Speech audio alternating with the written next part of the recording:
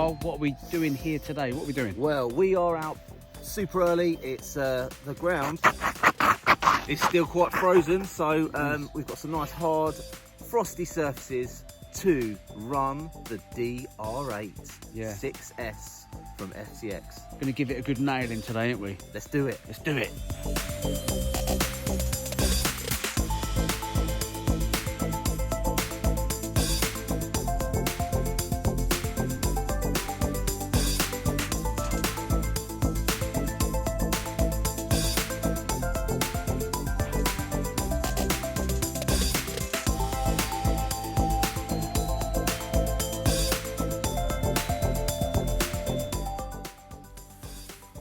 Well, as you can see, today wasn't about the speed runs. The frosty ground and icy surfaces meant we didn't have the traction to hit top speed, but we did get to test out the handling over the rough stuff.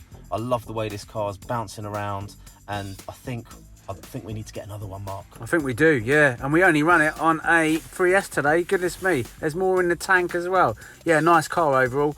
I was suitably impressed with it, to be quite honest, Carl.